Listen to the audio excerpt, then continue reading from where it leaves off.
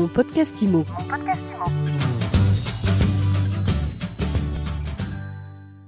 Bienvenue dans ce nouvel épisode de Mon podcast IMO, le podcast qui vous fait du bien. Préto, ça vous dit sûrement quelque chose. Vous avez forcément vu les campagnes de pub sur les bus parisiens l'an passé ou alors plus récemment les spots TV. Alors Préto, c'est un courtier en crédit, un courtier en ligne basé sur l'IA, l'intelligence artificielle.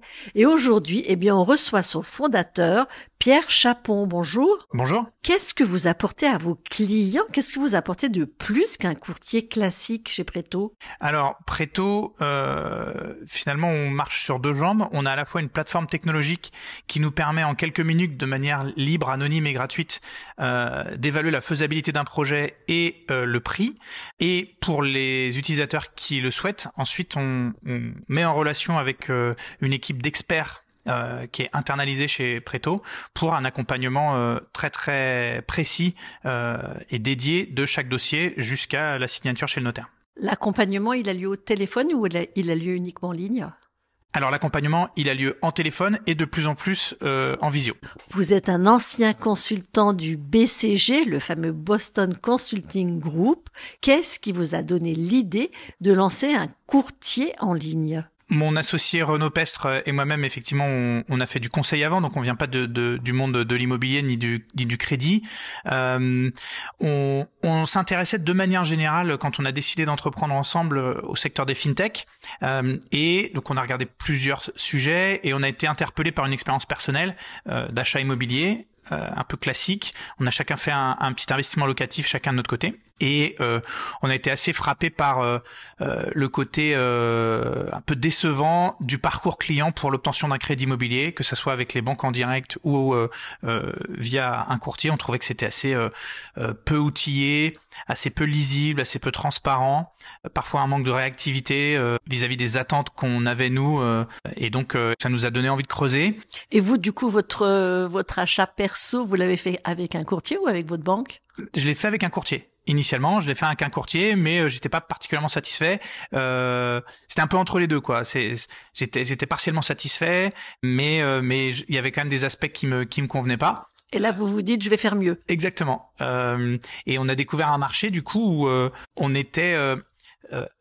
notre analyse était assez nuancée. Le marché est très gros, le crédit immobilier en général, et on observait une montée en puissance des intermédiaires que sont les courtiers, avec une bonne partie de ces professionnels de grande qualité qui créent de la confiance et du coup qui permettent de développer le marché. Donc ça, on a trouvé ça très intéressant. Autrement dit, un métier qui est fondamentalement très sain, qui ajoute vraiment de la valeur et avec pour conséquence un développement de la part de l'intermédiation sur le marché, mais la capacité quand même de faire beaucoup mieux. Donc on s'est dit, ça c'est des signaux qu'on aime bien, des fondamentaux solides, mais assez peu outillés, assez peu d'investissement important dans la technologie. Donc on s'est dit, ça c'est un marché intéressant. Alors concrètement, en quoi vous faites mieux? Il y a quelque chose de singulier et ensuite il y a des choses assez classiques mais qu'il s'agit de très bien faire à grande échelle. Voilà. La singularité, c'est la capacité qu'on a grâce à notre technologie d'explorer l'entièreté du marché en quelques secondes grâce à notre scoring et à notre data sur ce que savent faire les banques. Ce qu'il faut bien savoir, c'est que le marché du crédit immobilier, il est peu normé. Les critères d'acceptation d'un dossier et les critères de fixation des prix sont même pas explicités complètement. Il y a encore pas mal de jugements local dans une agence ou dans un comité de crédit. Et ce qu'on a fait, c'est qu'on a rentré tous ces critères progressivement en faisant de l'apprentissage sur nos flux. La conséquence, c'est que quand on a un dossier qui nous arrive, instantanément, on le confronte à toute cette data. Et donc, là où un professionnel qui va juste réfléchir avec son expérience et son empirisme, il va penser peut-être à 2-3 banques et parce qu'il connaît bien ses contacts locaux. Nous, on va projeter ça sur l'entièreté du marché et donc on déniche des offres et on optimise de manière beaucoup plus puissante. Vous avez combien de partenaires? On a maintenant une 60aine de partenaires. Ça doit représenter peut-être les 3/4 du marché. Donc c'est très très représentatif et surtout ça nous permet d'avoir une réponse puissante sur tous les segments de clients. Au niveau des taux que vous pratiquez, c'est les mêmes que ceux qu'on trouve à droite ou à gauche? C'est une bonne question. Banque à banque et offre à offre, on va pratiquer bon an mal an les mêmes taux que les autres très bons courtiers, c'est-à-dire très bons courtiers qui savent bien présenter des dossiers, qui ont des volumes, qui ont des pouvoirs de négociation, et il y en a d'autres, on n'est pas les seuls. En revanche, avec cette capacité à optimiser et à screener de manière puissante grâce à la donnée, pour un client donné, on va parfois et même souvent être en mesure de trouver une optimisation qu'un concurrent qui n'a pas cette technologie aura du mal à trouver. Je prends un autre exemple. Les critères qui déterminent les prix sont parfois souvent même, par exemple, les niveaux de revenus ou les niveaux d'apport. Nous, on a des fonctionnalités dans notre algorithme qui permettent d'aller explorer, tiens, et si je rajoutais 1500 € d'apport, est-ce que ça me débloque des meilleurs taux? C'est des choses, finalement, qu'un cerveau humain a du mal à faire en explorant 50 banques, et juste que la technologie permet de faire. Comment vous vous rémunérez? Alors, on a un modèle économique classique pour un intermédiaire en crédit.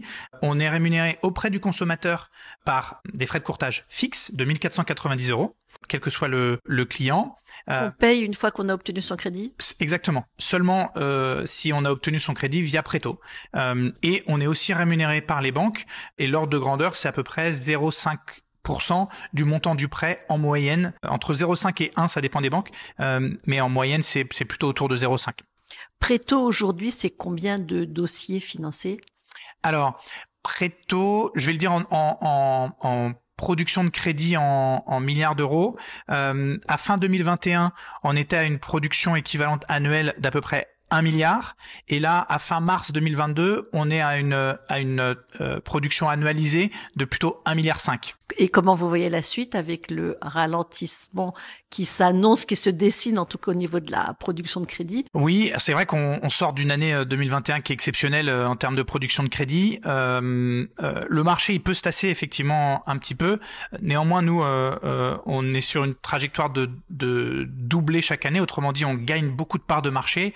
On considère qu'on continue de viser un doublement de notre activité chaque année, même si le marché se réduit un petit peu. Alors, pour développer votre activité, vous ouvrez une plateforme, vous ouvrez votre plateforme à des courtiers indépendants, vous lancez un réseau de mandataires qui s'appelle All-in. Oui, tout à fait. On avait cette vision initialement, hein, quand on a commencé à lancer Préto, on s'est toujours dit que notre place sur le marché prendrait la forme de plusieurs modèles de distribution. Donc on a mis 5 ans pour porter à une échelle industrielle et à une forme de maturité notre canal web centralisé qui est Préto, et on a décidé effectivement d'ouvrir notre plateforme. Notre plateforme, c'est quoi? C'est notre technologie, nos processus qualité, nos processus de conformité, mais aussi notre offre bancaire à destination de professionnels indépendants. Et ça prend la forme d'un mouvement collaboratif de courtiers indépendants qui peuvent, via le statut de mandataire, accéder à notre plateforme. Je veux rejoindre ce mouvement collaboratif All-in. Combien ça coûte? Comment ça marche? Alors, il n'y a pas de droit d'entrée. Il y a un simple abonnement qui est déclenché à la soumission du premier dossier. Autrement dit, on peut commencer sans que ça coûte rien. Et c'est seulement quand on a le premier dossier qui est engagé que l'abonnement commence à être payé. Et c'est 200 € par mois et résiliable à tout moment. Autrement dit, c'est assez flexible. C'est ça l'idée. Et ensuite, sur les honoraires du dossier? Alors ensuite, il y a un partage de valeur qui est fait sur le chiffre d'affaires global qui est généré sur un dossier de crédit, donc honoraire client plus commission banque, et on reverse entre 70 et 80% aux mandataires de tout ce chiffre d'affaires. Vous visez combien de mandataires? Alors là, on vient de lancer. On sent qu'on a beaucoup de demandes. On vise à fin 2022 plus de 100 mandataires dans le mouvement. Merci beaucoup Pierre Chapon. Je rappelle que vous êtes le fondateur de Préto et je vous dis à très vite pour un nouvel épisode de Mon Podcast Immo. Merci. Mon Podcast Immo. Mon Podcast Immo.